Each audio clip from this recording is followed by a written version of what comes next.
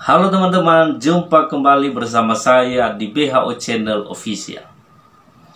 Nah, pada video kali ini kita akan membahas terkait dengan adanya isu revisi Undang-Undang Nomor 6 Tahun 2014 tentang desa. Nah, pertanyaannya adalah, jika seandainya Undang-Undang Nomor 6 Tahun 2014 tentang desa jadi direvisi, nah apakah Permendagri Nomor 67 Tahun 2017 tentang pengangkatan dan pemberhentian perangkat desa masih tetap berlaku apa tidak? Nah, ini menarik untuk kita bahas dan sekaligus untuk menjawab pertanyaan dari teman-teman sobat sekalian. Nah, seperti apa penjelasannya? Simak cuplikan berikut ini.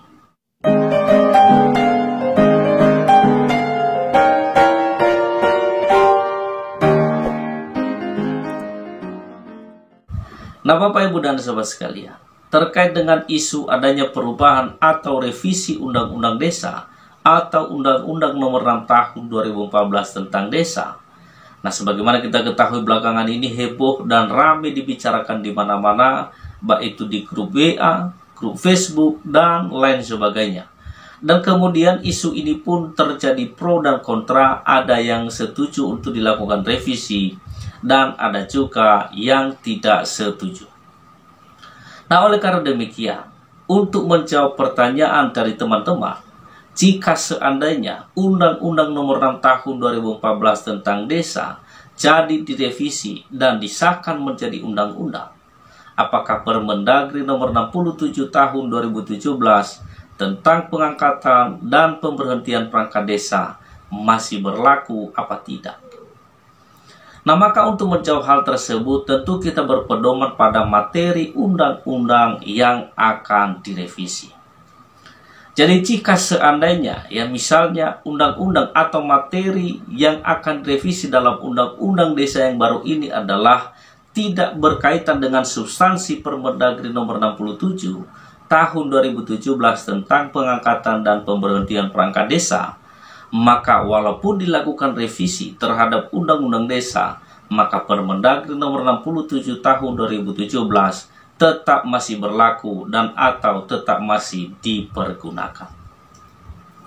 Nah, akan tetapi jika seandainya materi yang akan direvisi dalam Undang-Undang Desa yang baru ini adalah berkaitan dengan substansi Permendagri Nomor 67 Tahun 2017 tentang pengangkatan dan pemberhentian perangkat desa, jadi ikut dilakukan perubahan karena harus berpedoman pada Undang-Undang Desa yang baru.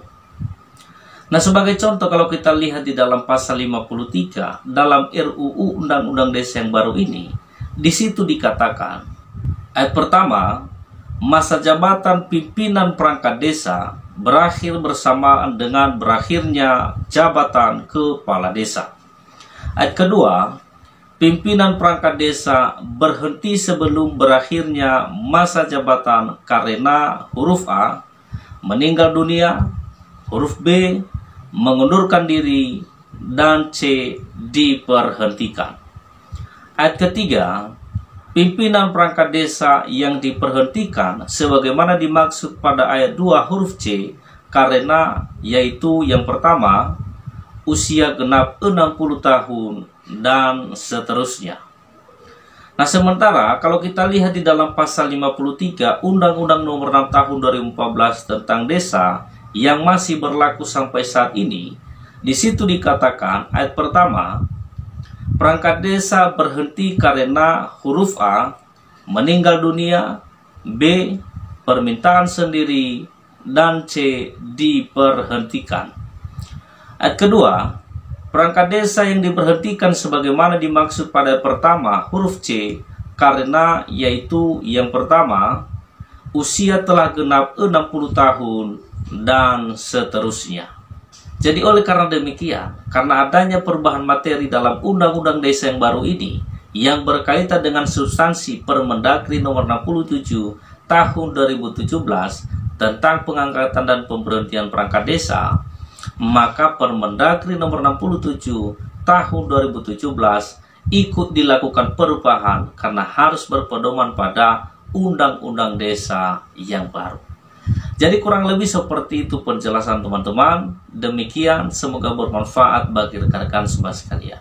Sampai ketemu pada video berikutnya. Markus, mari kita kupas.